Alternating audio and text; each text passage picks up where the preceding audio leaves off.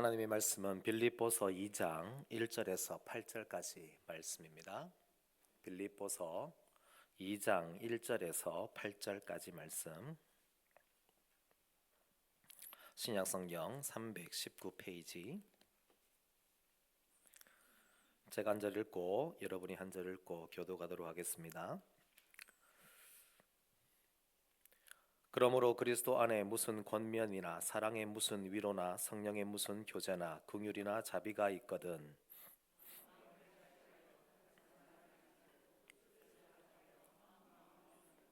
아무 일이든지 다툼이나 허영으로 하지 말고 오직 겸손한 마음으로 각각 자기보다 남을 낮게 여기고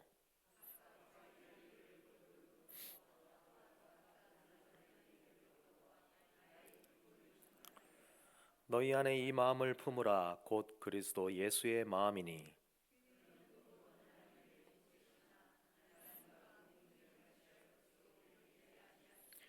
오히려 자기를 비워 종의 형체를 가지사 사람들과 같이 되셨고 사람의 모양으로 나타나사 자기를 낮추시고 죽기까지 복종하셨으니 곧 십자가에 죽으심이라. 아멘. 오늘 성품학교 49과 겸손에 대해서 함께 살펴보도록 하겠습니다.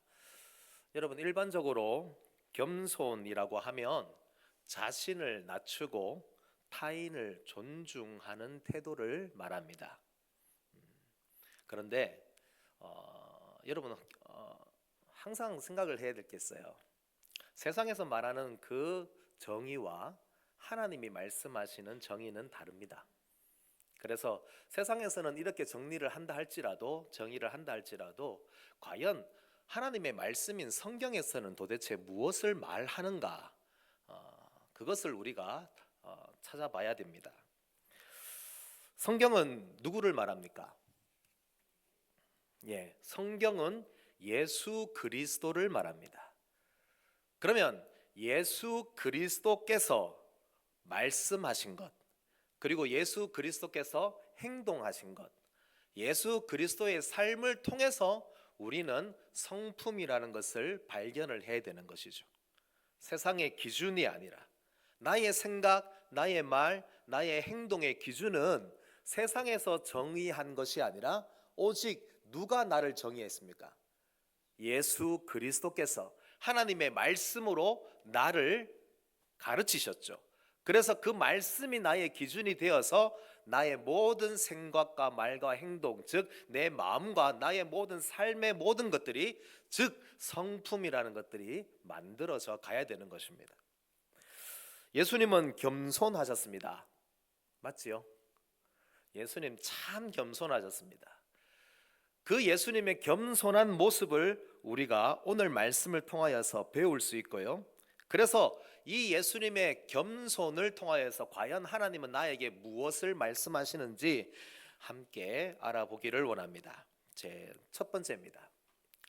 저랑 따라하십시오. 예수님은 하나님의 본체십니다. 6절 같이 말씀을 읽도록 하겠습니다. 6절 읽습니다. 시작. 그는 근본 하나님의 본체시나 하나님과 동등됨을 취할 것으로 여기지 아니하시고, 예수님은 하나님의 본체라고 말씀하셨습니다. 하나님과 비슷합니까? 아닙니다. 하나님과 같습니다. 하나님을 흉내낸 것입니까? 아닙니다. 하나님 그 자체이십니다. 예수님은 완전한 하나님이십니다. 성부, 성자, 성령 삼위 하나님 중 성자 하나님으로 완전하십니다. 온 우주 만물이 만들어지기 전부터, 영원 전부터 계셨고 영원까지 계신 영원하신 하나님이심을 믿으시기 바랍니다. 여러분, 천지와 만물을 만드신 분이 누구실까요? 하나님이시죠. 그러면 예수님은 천지와 만물을 만드셨습니까? 이거 잘 모르시는 분이 계십니다. 갑자기 뜬금없이 예수님이 신약에 등장을 하니까, 예수님이 태초에 하나님이 천지를 창조하시니라 라고 하시는 그때에 예수님이 마치 안 계셨던 것처럼 알고 계신 분이 계십니다. 아닙니다. 예수님은 영원 전부터, 영원까지 계신 영원하신 하나님으로 세상을 창조하신 하나님이심을 믿으시기 바랍니다. 그래서 예수님은 전능하십니다. 예수님은 전능하십니다. 그 전능하심을 무엇으로 나타내셨느냐 하면 온 우주 만물을 창조하신 것으로 그 전능하심을 나타내십니다. 예수님은 전지하십니다.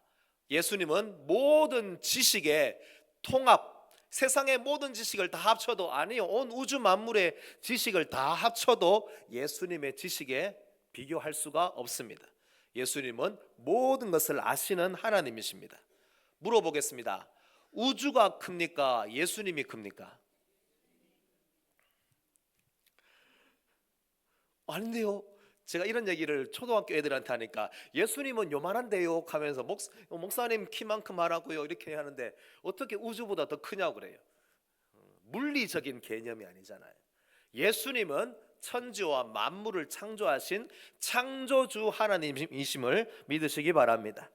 그래서 예수님은 창조주이시기 때문에 그 어떤 것들보다도, 어떤 피조물과 어떤 존재보다도 더 크고 위대하신 하나님, 그 본체이시라는 것입니다.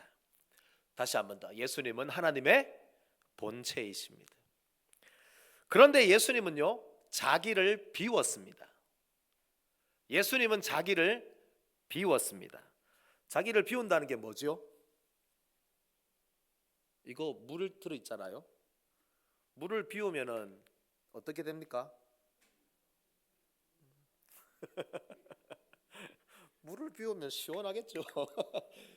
이게 있는 물이 다 사라질 것이고 뭐 그렇게 되겠지만은, 어떤 사람은 이 자신을 비웠다, 자기를 비웠다라고 하는 이 말을 마치 예수님이 하나님 대신도 버리고 그리고 하나님의 뭐 능력도 버리고 다 버렸다라는 것으로 생각을 하실 수 있는데, 그게 아닙니다. 잠깐 그리스도로서, 하나님의 아들로서, 하나님으로서의 그 지극히 위대하신 그 영광을 잠시 내려놓으셨다라는 것입니다. 그래서 하나님의 보좌, 하늘의 보좌에서 내려오셔서 잠시 그 자리를 내려오셔서 어떻게 하십니까? 지극히 낮은 자리로 내려오셨다라는 것입니다. 예수님은 가장 높은 자리에서 가장 낮은 자리로 낮아지십니다. 어떤 사람들은 예수님의 낮아지심을 마치 왕자와 거지처럼 묘사하는 그런 사람들이 있습니다. 여러분, 왕자와 거지 동화 아시죠? 왕자가 거지가 된 것처럼 그렇게 예수님이 그렇게 됐을까요? 아닙니다. 말도 안 됩니다. 이것으로도 충분하지 않습니다. 예수님의 낮아지심은 단순히 신분의 변화 정도가 아니라, 예수님의 낮아지심은 하나님으로서 신이 사람이 되는 존재 방식의 변화입니다. 그래서 사람이 생각할 수 없을 만큼의 낮아지심을 우리 예수님께서 이루셨다라는 것입니다. 우리가 찬양할 때 이런 찬양 하잖아요. 우리를 벌레에 비유하지 않습니까? 어떤 찬양이죠? 이 벌레 같은 날 위해 그 주 보혈 흘렸네. 만왕의 왕 내 주께서 왜 고초당했나? 이 벌레 같은 날 위해 어떻게 했어요? 예수님이 보혈을 흘리셨다라고 합니다. 그때 찬양할 때 뭐라고 합니까? 여러분, 기도할 때도 가끔씩, 요즘에는 그런 기도 잘 안 하던데, 예전에 우리 장로님들 권사님들 기도하실 때 보면 주여 이 벌레 같은 날 위하여서 막 그렇게 하잖아요. 벌레 같은 날 위해서. 우리도 벌레라고 하지 않습니까? 그런데 예수님의 낮아지시면 어느 정도냐 하면 바로 하나님이 바퀴벌레 된 거나 마찬가지입니다. 여러분, 바퀴벌레 좋아하십니까? 이희정 집사님 바퀴벌레 좋아하십니까? 안 좋아합니까? 바퀴벌레 나타나면 어떻게 합니까? 아! 이러잖아요. 여러분, 정신 차리라고. 놀래가지고 막 난리가 나지 않습니까?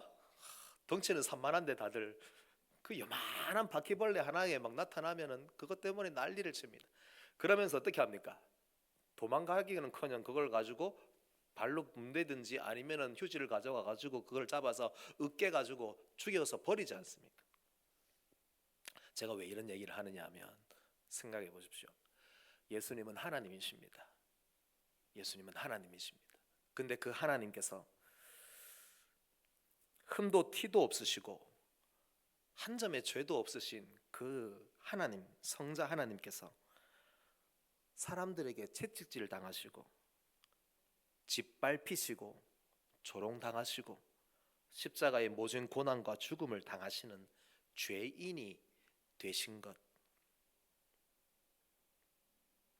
가장 선하고 가장 높은 사람이 모두 더러워하는 그런 바퀴벌레와 같이 되는 것과 같습니다. 예수님은 그만큼 자기 자신을 낮추십니다. 예수님은 어떻게 또한 낮아지시는가라고 했을 때요, 저를 따라하십시오. 종의 형체를 가지셨습니다. 7절 말씀 같이 읽겠습니다.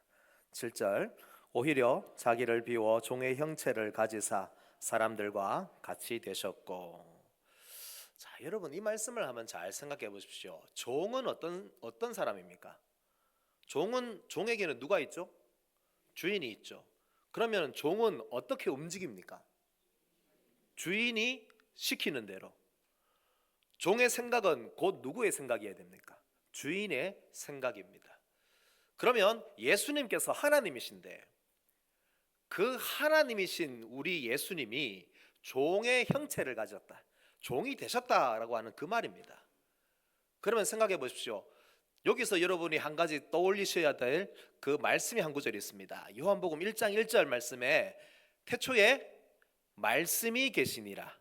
그 말씀이 하나님과 함께 계셨으니 이 말씀은 하나님이시니라. 즉 태초에부터 계셨던, 아니 태초 그 이전부터 계셨던, 영원 전부터 계셨던 우리 예수님은 말씀이십니다.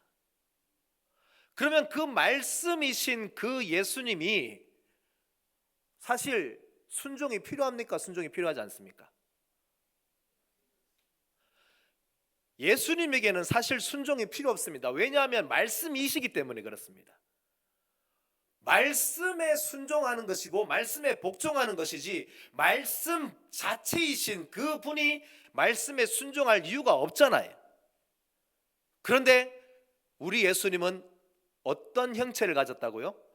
종의 형체를 가지심으로 인해서 말씀이신 그분이 말씀에 복종하시고 순종하는 종이 되셨다. 이것이 바로 예수님의 낮아지심 첫 번째입니다. 예수님은요, 말씀에 순종하는 종으로 자신을 낮추십니다. 성경에서 말하는 겸손은 무엇이냐? 세상에서 말하는 겸손 말고 성경에서 말하는 겸손은 바로 말씀에 순종하는 것입니다. 말씀에 자신을 엎드리는 것입니다. 말씀으로 자신을 채우는 것이죠. 그러기 위해서 뭘 해야 될까요? 내 안에 있는 것은 비우고 오직 말씀으로 내 안에 채우고 내 안에 채워진 그 말씀, 내게 주시는 그 말씀에 내가 순종하는 것으로 인하여서 낮아지는 것, 그것이 바로 겸손입니다. 성경에서 말하는 겸손은 바로 종의 형체를 가져서 주인의 뜻에 따라서 움직이는 것, 이것이 바로 겸손입니다. 자신을 무조건 낮추는 자세를 취하는 것, 이것이 겸손이 아닙니다. 하나님의 말씀에 엎드리는 것, 하나님의 말씀에 두려워서 떠는 것, 하나님의 말씀에 생명을 거는 것, 하나님의 말씀에 자신의 삶을 드리는 것, 성경에서 말하는 겸손은요, 바로 이것입니다. 이것이 먼저 선결되어야 됩니다. 이것이 먼저 해결되어야 합니다.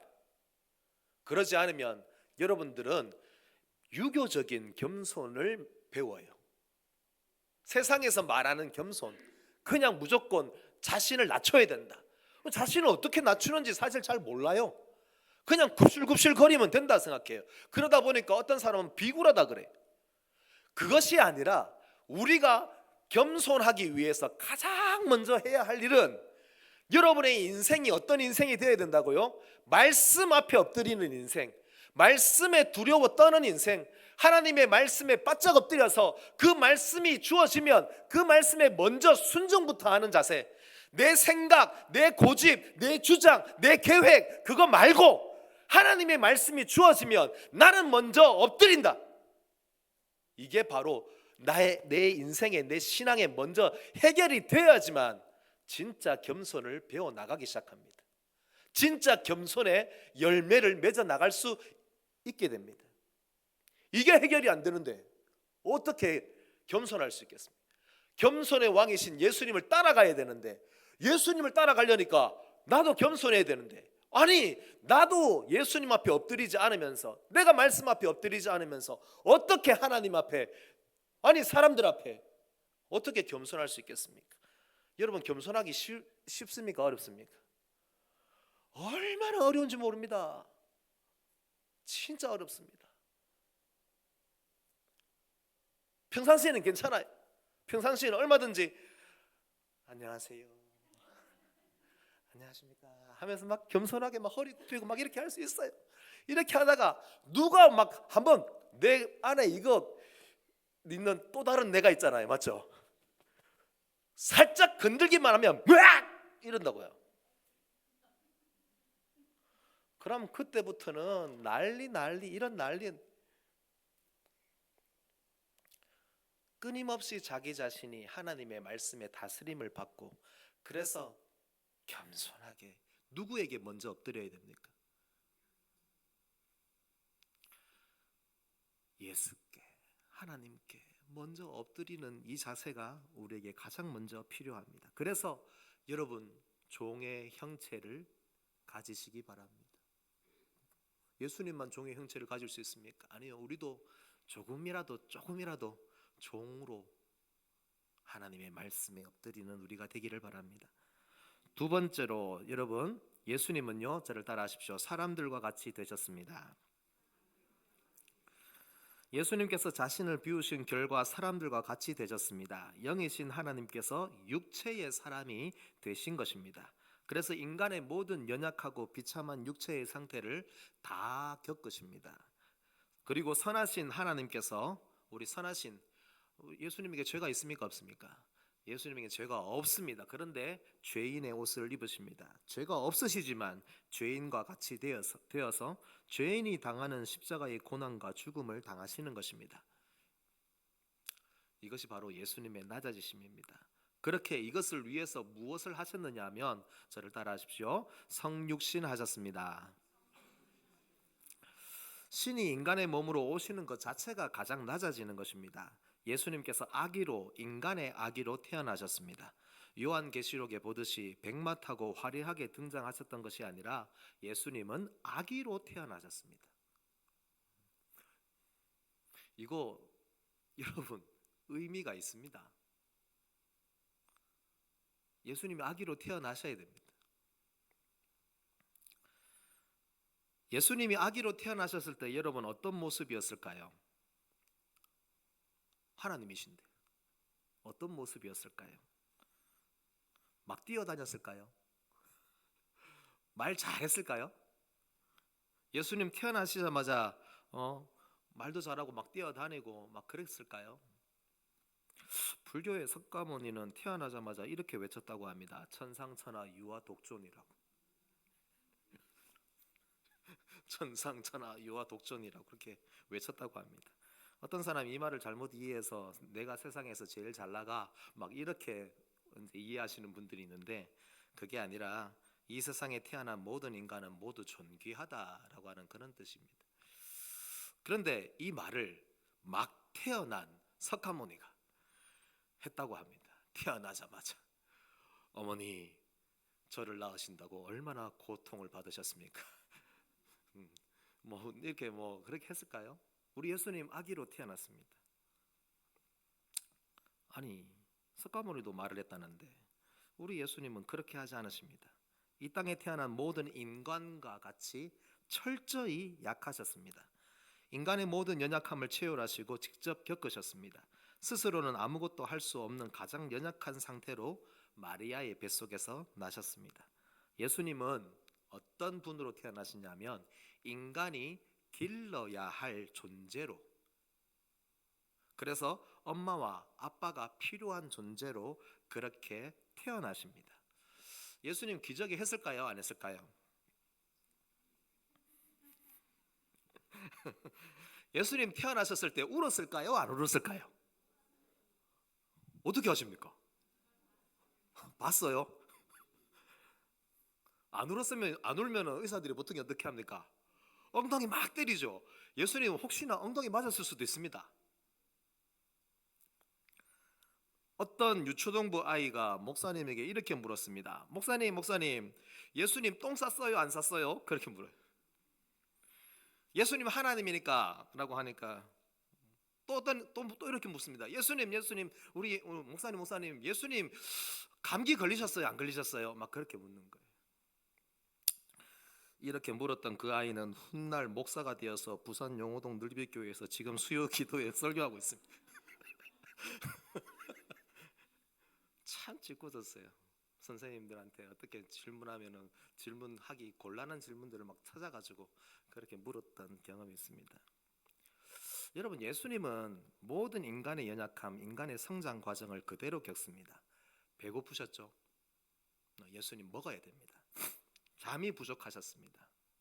그리고 피로하셨습니다. 배가 뒤집힌다고 하는데 거기서 주무시는 모습은 진짜 충격적입니다. 예수님은 인간의 모든 연약함을, 또한 죄로 인해서 인간에게 주어진 모든 죄의 형벌들을 그대로 다 겪으십니다. 비참한 인간을 흉내만 낸 것이 아니라 진짜 인간이 되셔서 모든 연약함과 비참함을 다 겪으시면서 인간의 모든 죄악의 짐을 다 짊어지신 분이 바로 우리 예수님이고, 그것이 바로 예수님의 낮아지심입니다. 정치인들이 선거철만 되면 재래시장에 들러가지고 떡볶이 먹고 어묵 한두 개 찍어 먹으면서 서민들과 함께 호흡하고 서민들을 잘 이해하는 정치인이라는 그런 서민 코스프레 하지 않습니까? 예수님은요, 그런 분이 아니십니다.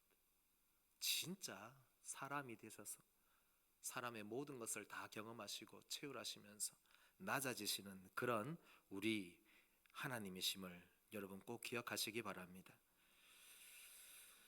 저를 따라하십시오. 예수님은 가난한 삶을 사셨습니다.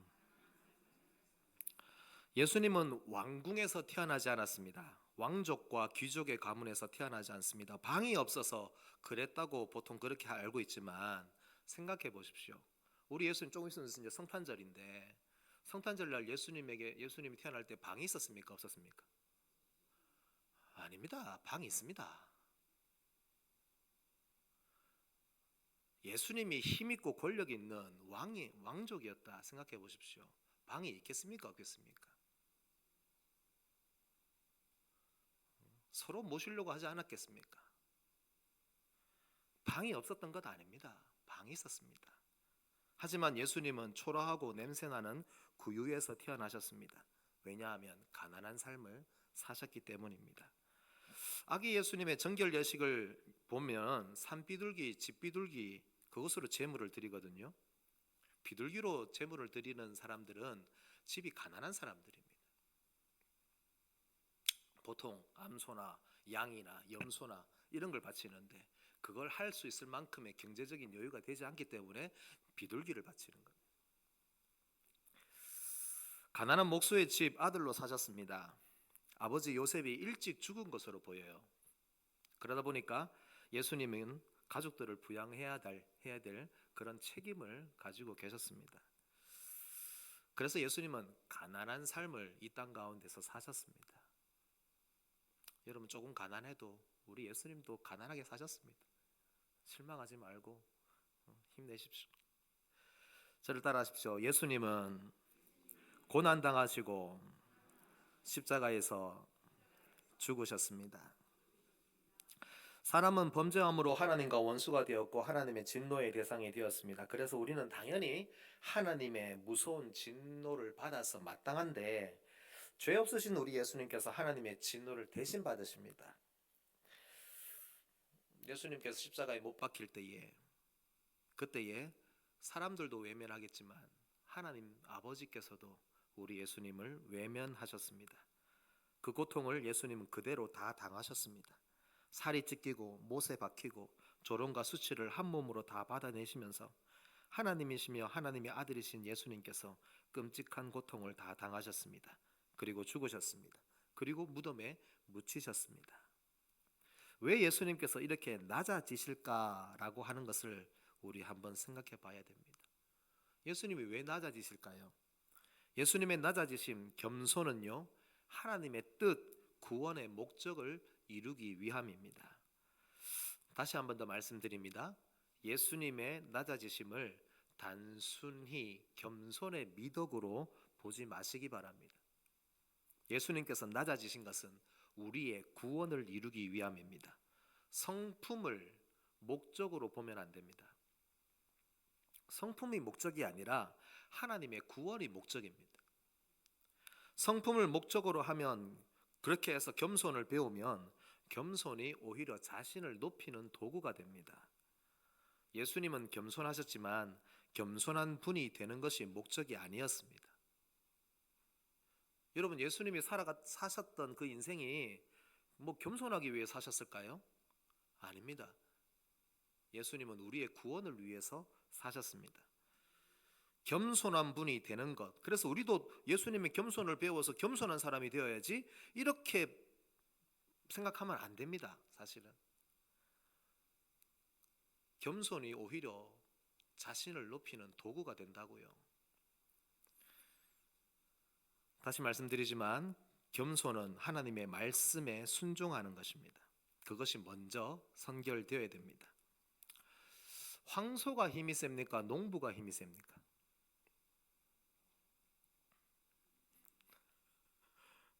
왜 대답을 못 하십니까? 황소가 힘이 셉니까? 농부가 힘이 셉니까? 예, 황소가 힘이 세지요. 황소가 힘이 셉니다. 황소의 힘이 농부를 압도합니다. 하지만 황소가 그 힘을 농부가 농사 짓는 일에 순종함으로 쓸 때에 드넓은 논밭에 풍성한 옥토밭으로 바뀌고 풍성한 추수를 거둘 수 있는 것입니다. 겸손은 그것입니다. 하나님의 목적을 위해서 자신의 힘과 능력, 지위와 권세를 순종함으로 들여서 하나님의 영광을 위해서 쓰는 것, 그것이 바로 겸손입니다. 그래서 겸손의 성품으로 반드시 여러분의 생각의 중심 이동을 해야 됩니다. 어떻게 하면은 중심 이동을 할 수 있을까요? 여러분, 베드로가 예수님을 3번 부인하고 난 이후에 그런 베드로에게 예수님께서 찾아오셨잖아요. 그리고 예수님께서 베드로에게 뭐라고 질문하십니까? 네가 나를 사랑하느냐라고 물으시죠. 그것을 몇 번 물으시죠? 3번을 묻습니다. 베드로가 자기 자신의 그 힘과 능력으로 얼마든지 살아갈 수는 있을 거예요. 자기가 살던 직업으로 다시 돌아가면 되겠지요. 그런데 하나님 앞에 그의 인생이 진짜 쓰임받기 위해서는 무엇이 이루어져야 되느냐 하면 예수님과 사랑의 관계가 다시 회복되어야 됩니다. 그러면 예수님께서 그 베드로를 사랑하고 베드로도 예수님을 사랑하는 그것으로 인하여서 베드로가 겸손히 자기 자신을 하나님 앞에 드리고, 그리고 또 복음을 위해서 쓰임받을 수 있는 위대한 사도가 될 수 있는 것이죠. 위대한 일을 위해서는 가장 먼저 무엇을 해야 되느냐 하면 하나님의 나라에 겸손히 하나님을 사랑하는 관계 앞에 엎드리는 것입니다. 그래서 여러분, 말씀 같이 한번 읽어보도록 하겠습니다. 고린도후서 5장 15절 말씀인데요, 같이 말씀 읽겠습니다. 저가 모든 사람을 대신하여 죽으심은 산자들로 하여금 다시는 저희 자신을 위하여 살지 않고 오직 저희를 대신하여 죽었다가 다시 사신 자를 위하여 살게 하려 함이라. 겸손한 삶의 증거가 있습니다. 그게 뭐냐 하면 예수 중심의 삶입니다. 제가 지금 성품에 대해서 얘기하는데 여러분 방향이 좀 계속 있어 이상하게 가죠. 사람이 말하는 성품 말고 하나님의 성품을 위해서는 이것이 먼저 계속해서 앞에서 다 이루어져 가야 됩니다. 여러분, 예수 중심의 삶을 살고 계십니까? 예수님께서 하늘의 보좌를 버리고 인간의 몸을 입고 죽음의 자리까지 낮아지시는 것은 우리를 구원하고자 하시는 하나님의 그 뜻을 이루기 위해서잖아요.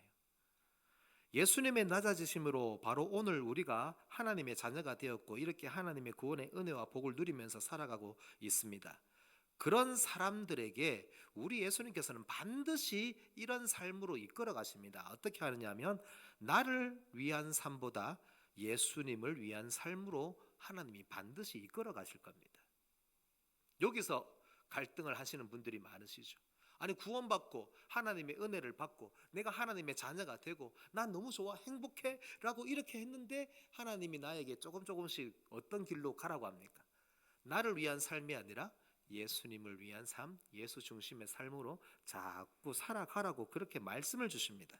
이제 내가 살아도 주를 위해 살고 이제 내가 죽어도 주를 위해 죽는 삶으로, 그래서 그런 삶으로 살자고 우리를 향해서 손을 내미십니다. 그 예수님의 손을 잡고 따라가야 되는 것이죠. 겸손한 사람만이 이것을 할 수 있습니다. 여러분, 겸손하십니까? 겸손하십니까? 언제 빌립보서 뒤에 보면은 어떤 삶이 또 실제 생활 속에서 어떻게 겸손해야 될 것인가라는 것을 우리에게 그대로 가르쳐 주기는 하지만, 일단은 여러분, 예수 중심으로 여러분의 삶은 바뀌었습니까? 고집 세고 내 생각이 세고 꺾이지 않는 막 진짜 날뛰는 그런 황소 같은 그런 내 모습이 아닙니까? 그 모습은 꺾여지고 예수 중심으로 나의 삶이 변화될 수 있기를 바랍니다. 그런 삶으로 나아가면 그 다음의 자세로 또 이어집니다. 그게 뭐냐 하면, 저를 따라하십시오. 섬김과 희생. 유명한 말씀이죠. 같이 말씀, 마가복음 10장 45절 말씀 같이 읽겠습니다. 인자가 온 것은 섬김을 받으려 함이 아니라 도리어 섬기려 하고 자기 목숨을 많은 사람의 대속물로 주려 함이니라. 섬김 받기 좋아하는 사람은 결코 예수님을 위해 살 수 없습니다. 마음이 견딜 수 없을 것입니다. 겸손이 낮아지고 또 낮아져서 다른 사람을 섬기는 일을 해야 마음이 편합니다. 여러분, 마음 편하십니까? 마음이 편하시죠? 섬김의 자리에 있어야, 희생의 자리에 있어야, 그 자리에 있어야 마음이 편합니다. 그게 예수 믿는 증거입니다. 내가 섬김받는 자리에 있는데 마음이 편안하고 그게 좋다라고 하면 예수 안 믿는 겁니다. 죄송합니다. 제대로 안 믿는 겁니다. 왜냐하면 섬기고 희생하는 그 자리에 누가 계시기 때문에요? 예수님이 거기 계시니까. 그래서 예수님과 함께하는 그 자리가 진짜 예수 믿는 사람이 마음이 편한 거예요. 그래서 이왕이면 여러분, 마음 편하게 사시기 바랍니다. 불편하게 살지 마시고 마음 편하게 사십시오. 한번 섬겨보자. 한 번뿐인 인생이라고 하지만은 주께서 나에게 주신 이 인생 진짜 멋들어지게 한번 섬기면서 한번 살아보자. 나를 위한 삶이 아니라 다른 누군가를 위해서 내 인생 한번 희생 한번 해보자. 모두가 다 섬김 받으려고 그렇게 두 손 다 내려놓고 아무것도 안 하고 아무 섬김도 안 하는 그런 곳일지라도 나는 나만큼은 그래도 내가 예수를 닮아서 한번 섬겨보자. 진짜 멋들어지게 한번 섬겨보자. 그렇게 해야 마음이 편하죠. 마음 편하십니까? 불편하십니까? 한 알의 밀알이 땅에 떨어져 죽으면 많은 열매를 맺습니다. 예수님은 낮아지시고 떨어지셔서 죽으심으로 그렇게도 사랑하셨던 우리 인간, 우리 사람들을 구원하시고 그 열매를 맺으셨습니다. 하나님의 나라를 위해서, 주의 몸된 교회를 위해서 정말 수고하고 애쓰고 시간과 물질과 마음과 몸을 쏟아부은 우리 늘빛교회 성도 여러분, 섬김의 종이신 예수님을 따라서 섬기고 희생하는 우리가 될 수 있기를, 더 나아갈 수 있기를 주님의 이름으로 축원합니다. 우리 마지막인데요, 세 번째입니다. 화목입니다. 겸손의 증거. 겸손의 증거. 첫 번째는 주를 위한 삶입니다. 그렇게 우리의 중심이 이동되는 것입니다. 내가 지금 주를 위해 살고 있는가라는 것을 물으셔야 됩니다. 그리고 두 번째는 뭡니까? 내가 지금 섬기고 희생하고 있는가라고 하는 것을 물으셔야 됩니다. 스스로에게 물으십시오. 마음 편하십니까? 불편하십니까? 예수께서 계신 그곳에 나도 있게 하여 주소서. 그래서 내가 그곳에 가서 섬기고 희생하는 그 삶이 겸손의 증거다라는 것입니다. 세 번째 겸손의 증거가 뭐냐 하면 바로 화목입니다. 첫 번째는 하나님과 화목하십시오. 로마서 5장 10절입니다. 같이 읽습니다. 시작. 곧 우리가 원수 되었을 때에 그의 아들의 죽으심으로 말미암아 하나님과 화목하게 되었은즉 화목하게 된 자로서는 더욱 그의 살아나심으로 구원을 받을 것이니라. 예수님의 낮아지심은 하나님과 원수 되었던 나를, 연약한 나를 하나님과 화목되게 해주셨습니다. 하나님과 화목되게 해주셨습니다. 여기서 우리는 우리 인생의 삶의 목적을 발견합니다. 그게 뭐냐 하면 나 한 사람을 통하여서 다른 누군가가 하나님과 화목할 수 있도록 하는 것.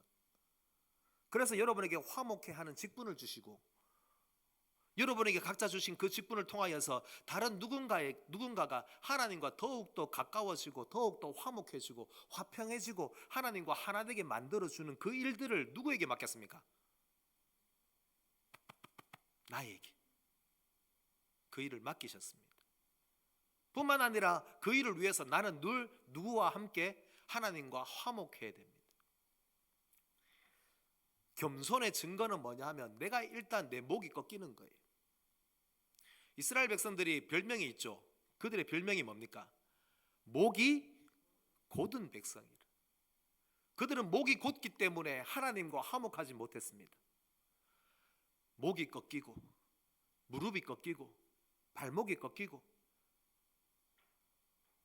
그래서 깨어지고 부서질지라도 내가 하나님과 더욱더 화목하게 나아가는 삶, 그것이 바로 겸손의 증거입니다. 여러분 하나님과 화목하십니까? 하나님과 화목하십시오. 하나님과 친하게 지내십시오. 영생은 뭡니까? 영생이 뭐죠? 영생이 뭡니까? 라고 물어봤는데 영원히 사는 겁니다 라고 이렇게 물으면 그거는 죄송합니다, 한 30점? 30점? 참 하나님과 유일하신 예수 그리스도를 아는 것이죠. 맞죠? 하나님을 아는 것, 예수 그리스도를 아는 것, 이게 바로 영생입니다. 여기서 안다라고 하는 것은, 저를 한번 따라하십시오. 이거 참 재밌습니다. 진하게 지내는 겁니다. 맞죠? 맞습니까? 하나님과 내가, 예수님과 내가 정말 진하게 오랫동안 진하게 그렇게 행복하게 사는 게 바로 영생이잖아요. 단순히 오래 사는 게 아니고, 여러분 오래 살라고 하면은 여러분 그거 저주입니다. 안 그래요? 여러분 몇 살까지 살고 싶으세요? 진짜 오래 사는 거 저주입니다. 하나님 없이, 예수님 없이 살면 아무것도 아닙니다. 믿으시죠? 네. 우리는 하나님과 화목해야 됩니다. 하나님과 화목하면 어떻게 해야 될까요? 이제는 사람들과 화목해야 됩니다. 자, 빌립보서 오늘 말씀 읽었는데 2장 1절부터 4절까지의 내용이에요. 그 내용을 쭉 살펴보면 뭐냐 하면 빌립보 교회 성도들 가운데 허영과 다툼이 있다라고 합니다. 그래서 교회가 몸살을 앓고 있어요. 교회가 완전히 불화하고 완전히 서로 허영과 다투고 막 싸우고 다투다 보니까 교회가 너무너무 엉망이 된 거예요. 다시 말씀드립니다. 겸손이 목적이 되면 결국 자신을 높이는 도구가 되죠. 왜냐하면 이만큼 내가 겸손하게 하는데 그에 맞는 사람들의 반응이 있어야 됩니다. 겸손하게 말하고 겸손하게 행동하는데 사람들의 눈을 의식합니다. 결국 그게 뭐가 되느냐 하면 허영이 되고 그것을 충족시켜주지 못하는 사람들 때문에 내가 다투기 시작합니다. 이스라엘 역사상 가장 위대한 지도자인 모세는 뭐가 없습니까? 무덤이 없습니다. 사람들이 높이고 기념하고 우상시하는 그런 모세와 그 무덤조차도 없애버리시는 분이 바로 우리 하나님이십니다. 나는 아무것도 아닙니다. 여러분 맞습니까? 이것이 여러분의 고백이 맞습니까? 정말 아무것도 아닙니까? 예, 아무것도 아닙니다. 주님의 공로 앞에 사는 것이 주님의 공로로 사는 것이 나의 공로로 사는 게 아니잖아요. 낮아짐은요 바로 이렇게 다툼과 허영보다는 어떻게 살라고 우리에게 가르쳐 주는지 한번 눈여겨보아야 합니다. 어떻게 살라고 합니까? 여러분 같이 보십시오. 권면, 그리스도 안에서 무슨 권면, 사랑의 무슨 위로, 성령의 무슨 교제, 긍휼이나 자비가 있거든 마음을 같이 해서 같은 사랑을 가져서 뜻을 합하라, 한 마음을 품으라. 이게 바로 겸손한 사람들의 사실은 모습이에요. 다툼이나 허용으로 하지 말라 하고 겸손한 마음으로 어떻게 하러 갑니까? 자기보다 남을 낮게 여겨라. 낮게 여기라고요? 아니죠. 더 나은 사람으로 여겨라. 그러면서 하는 말이 뭡니까? 각각 자기 일을 돌볼 뿐더러 자기 일을 돌아보라고 합니다. 그런데 각각 다른 사람들의 일을 어떻게 하라고요? 돌아보라라고 그렇게 말씀을 하고 있습니다. 한마디로 서로 아끼고 서로 소중히 여겨라. 여러분 옆에 있는 사람을 소중히 여기십시오. 우리 늘빛교회 성도들 서로 소중히 여기십시오. 여러분과 함께 생활하고 있는 그 사람들을 여러분 소중히 여기시고 존중하고 그 사람들을 향하여서 예수 그리스도의 사랑으로 가서 섬기고 그렇게 하시기 바랍니다. 그게 바로 겸손이다라는 것을 말합니다. 그렇게 하면 어떻게 될까요? 마지막에 보십시오. 4절 같이 읽도록 하겠습니다. 각각 자기 일을 돌볼 뿐더러 또한 각각 다른 사람들의 일을 돌보아 무엇합니까? 나의 기쁨을 충만하게 하라라고 그렇게 말씀합니다. 예수 그리스도 안에서 여러분 우리 교회가 기쁨의 공동체가 될 수 있기를 바랍니다. 우리 교회는 참 기쁨이 넘치는 것 같아요. 참 따뜻한 교회입니다. 그래서 여러분들 함께 겸손함으로 서로 돌아보고 또 서로를 향하여서 겸손한 마음으로 자기보다 나보다 항상 내가 제일 낫잖아요. 겸손한 사람은 자기보다 남을 낮게 더 나은 사람이라고 생각하라고 하니까 그러면 결국에는 내가 제일 낫네 라고 그렇게 생각하고 그냥 그렇게 사십시오. 안 그래요? 그렇게 살아야죠. 근데 우리는 살다 보니까 안 그렇습니다. 자꾸 서로의 모습을 보면서 내 마음에 안 들고 내 기준에 안 맞고 아이고 저 목사는 나한테 안 맞아. 나중에 저한테도 그런 말을 하겠죠. 저 김창태 목사는 내 기준에는 안 맞다. 맞죠? 서로를 향해서 그렇게 본다고요. 그러지 말고 어떻게 해요? 나는 항상 낮게 나는 가장 낮은 사람이다 생각하고 예수님께서 낮아진 것처럼 너도 한번 떨어져 보자. 어디까지 한번 떨어질 수 있는가 한번 떨어져 보자. 바짝 엎드려 보자. 바짝 엎드렸는데도 안 낮아지면 땅을 파서라도 한번 낮아져 보자. 그렇게 해서 낮아져서라도 항상 상대방을 향하여서 서로를 향하여서 서로 존중해주고 서로 배려해주고 서로 그렇게 서로를 높일 수 있는 그런 우리의 모습이 될 수 있기를 바랍니다. 겸손한 늘빛교회 공동체 아름다운 교회가 되기를 주님의 이름으로 축원합니다. 우리 함께 동성으로